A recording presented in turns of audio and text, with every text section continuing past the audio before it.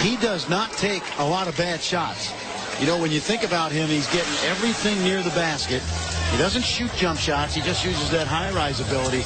In that regard, he's a lot like Derek Brown, who, at least early in his career, who got everything on dunks. So he really knows his role defensively. He rebounds, guards the post, and on the offensive end, he runs the floor, finishes in the lane, and goes after offensive rebounds, and that's why he has 10 points here in the first half. Jamel McLean came in 13 of 15 from the floor, a meager 87%. And it's gone up. It's gone up. That's nice. Hey, there's guys out here without any defense in a layup line and not shoot a higher percentage. But I don't think, that's my guess now, if Indiana were to get Jordan Crawford eligible, he's a terrific talent. And they think he can play the point. Right. And that would really help them. My sense is they won't get him eligible just because there's a sentiment right now that a lot of coaches are complaining about being able to transfer, be eligible right away. So it'll be interesting. I think it's about 2 weeks away from happening. USC, by the way, will get Marcus Johnson available, the UConn transfer, after the first semester, about mid-December. So Tim Floyd will get some help, just not from Alex Stevenson. Here in San Juan, it is Xavier by 6, and the transfer Jamel McLean has been a large part of the story for the Musketeers' success. Anderson puts it on the floor, kicks out, off the hands of Wesley Witherspoon, and tapped out of bounds. It'll be a backcourt violation. Xavier ball. Xavier is matching the Memphis intensity. Well, that's Sean Miller. That's Xavier basketball. That's the beauty of this matchup.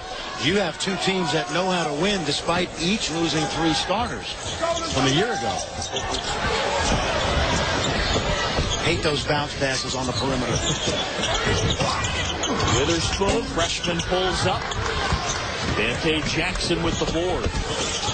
Well, Memphis offensively is struggling because they're not creating as many turnovers and being able to get into the fast break. They've only forced 4 turnovers for Xavier. And if they can't get points off in transition, then they really struggle in a half-court set. Anderson uses the body well. C.J. Anderson with 2 more. And he's got 6. You know, he reminds me of P.J. Tucker that played at Texas in that guys their size know how to play against bigger players. And Anderson has started his career at Manhattan for Bobby Gonzalez. Antonio Anderson with the ball stuck in between the rim and the bucket. Take a look at this now. Now Anderson goes about 6'5". Now watch him draw the contact, then pulls the ball back, hangs in the air. And that's a mismatch right there when he's got someone his own size on him. Hubert, back to Memphis for a second. Look at their team in the half court. Now, they haven't gotten much tonight from their 3 main guys, but it seems like one of the things they have to sort out when they go half court, who does the ball go to? Who's the number 1 option? I think it has to go down to Sean Taggart. He's a guy that can score down low on the post or put Robert Dozier down low on the post. In terms of offensively, those are the 2 guys that can get a high percentage shot pretty much on every possession. Then you work the ball through them and then work it back out. That dribble, drive, motion offense is great only if you have guys that are shooting from the outside. That's what completes that offense. And if they're not knocking down threes and getting in transition, they're going to struggle offensively. And I think the thing they really are going to have to worry about this year, Hubert, and UMass did this on the first game, was play off their perimeter guys and take away the dribble drive and crowd guys like Taggart and Dozier, because I agree, those are the most likely guys that can put a lot of points on the board for you. UMass would have won that game, but they had 24 turnovers. That's the only thing that saved them, because Memphis shot 2 of 19 from 3-point range. This is a new rule this year, or at least an emphasis on an old rule. It's an absolute if the defender trips the offensive man with the ball, even if it's accidental. Because the prevailing thought is you're putting the offensive player at a disadvantage.